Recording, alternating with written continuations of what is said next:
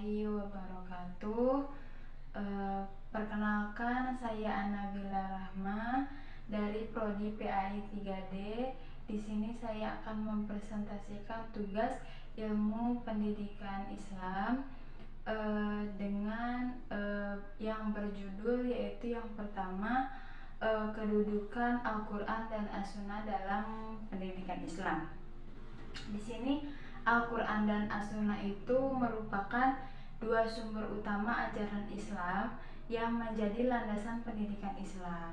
Lalu juga Al-Quran itu dianggap sebagai sumber utama ajaran dan petunjuk. Lalu As-Sunnah juga sebagai pelengkap dengan berisi penjelasan, lalu contoh, lalu suri tauladan dari tindakan dan persetujuan Rasulullah, yaitu Nabi Muhammad SAW.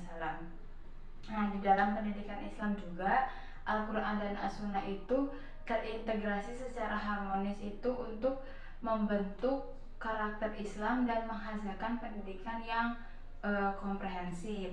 Lalu definisi pendidikan Islam di sini yaitu melibatkan bimbingan ya secara sadar itu kepada individu untuk mematangkan potensi bawaannya. Jadi sehingga memungkinkan mereka itu bisa memenuhi tanggung jawab dan bisa bertanggung jawab kepada Sang Pencipta, yaitu Allah Subhanahu wa taala. Lalu di materi ini juga menekankan pentingnya mengintegrasi Al-Quran dan As-Sunnah dalam pendidikan Islam itu untuk mengembangkan pemahaman yang komprehensif tentang iman dan karakter moral. Selanjutnya yaitu materi yang kedua, yaitu pendidikan Islam dalam perspektif sejarah Nabi dan Khulafaur Rasyidin. Di materi ini membahas tentang sejarah pendidikan Islam itu pada masa Rasulullah Nabi Muhammad yang di Mekah dan di Madinah, lalu dilanjut dengan kepemimpinan Khulafaur Rasyidin. Dengan menyoroti penekanan pada pengembangan moral dan etika, tauhid, terus pendidikan sosial dan politik selama periode ini mungkin berdasarkan ajaran Al-Quran dan As-Sunnah yang tadi yang sudah dibahas dengan materi yang sebelumnya.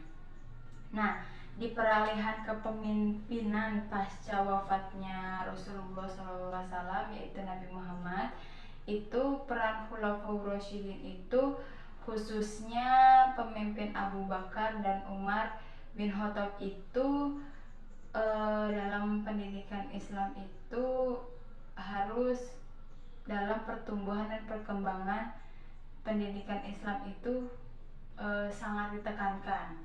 Nah, juga di materi ini dibahas tentang pentingnya intuisi seperti kutab dan masjid itu dalam sistem pendidikan pada masa Nabi Muhammad dan para khalifah berikutnya.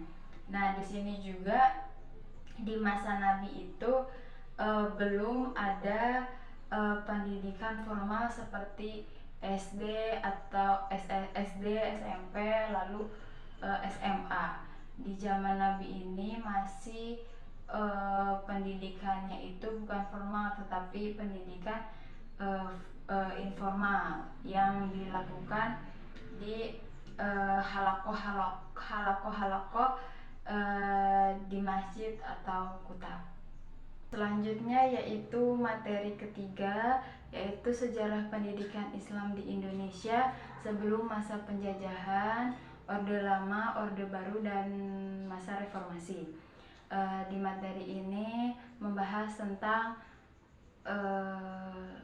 sejarah pendidikan Islam di Indonesia dengan meliputi masa sebelum penjajahan, masa penjajahan, masa Orde Lama, Orde Baru, dan masa reformasi. Nah, di masa sebelum penjajahan ini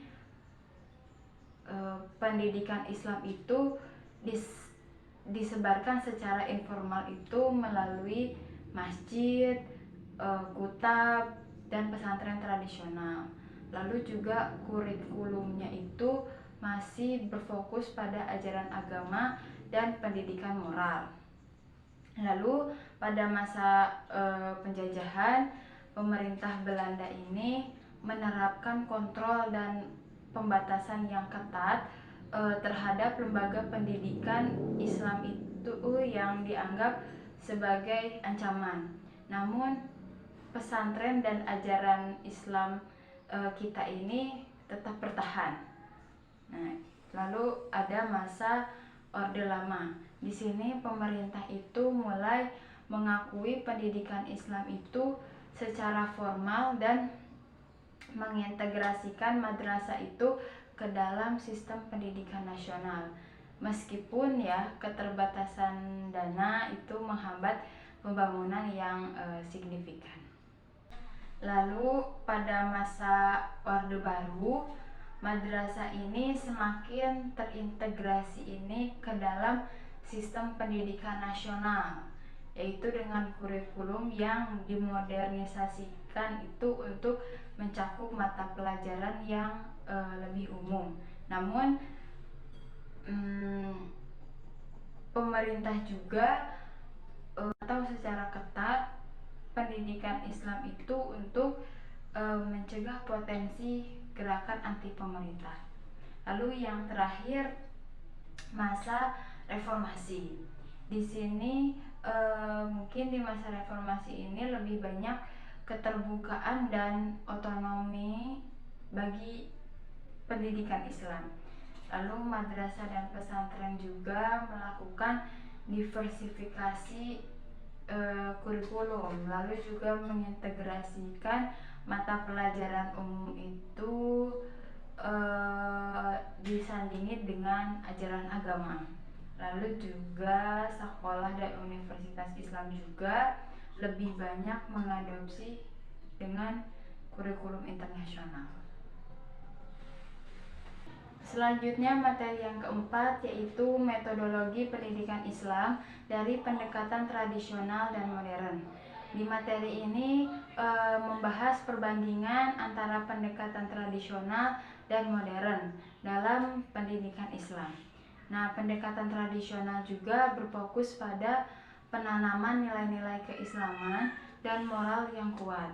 Nah, itu dengan menggunakan teks-teks Al-Quran dan tafsir tradisional sebagai sumber pengetahuan utama. Nah, di sini metode pembelajarannya juga menekankan pada hafalan, lalu penjelasan dan juga diskusi tradisional, yaitu dengan guru sebagai otoritas dan pembimbingan moral, dan siswa juga sebagai penerima ilmu yang pasif. Nah, sebaliknya tadi kan sudah pendekatan tradisional, sekarang pendekatan modern. Nah, pendekatan modern dalam pendidikan Islam ini menggabungkan penggunaan dengan teknologi yang mendorong kritis dan analitis. Nah, dan juga di sini disuruh berpikir dan tujuannya itu untuk membuat kurikulum itu relevan dengan tantangan global dan kontemporer. Nah, di sini ini menempatkan agar siswa itu sebagai pusat proses pembelajaran yang mendorong partisipasi aktif dan kemandirian, dan juga mengadopsi pendekatan disiplin untuk memahami Islam secara komprehensif. Lalu di materi ini juga membahas penerapan metodologi seimbang yang menggabungkan kekuatan pendekatan tradisional dan modern. Nah, ini mencakup pembaharuan kurikulum, pengembangan keterampilan dan pengetahuan guru, serta mengintegrasikan aspek terbaik dari kedua pendekatan tersebut. Itu untuk menciptakan sistem pendidikan Islam yang komprehensif dan relevan. Mungkin sekian presentasi yang bisa saya sampaikan, presentasi tugas ilmu pendidikan Islam yang bisa saya sampaikan. Kurang lebihnya mohon maaf. Wassalamualaikum warahmatullahi wabarakatuh.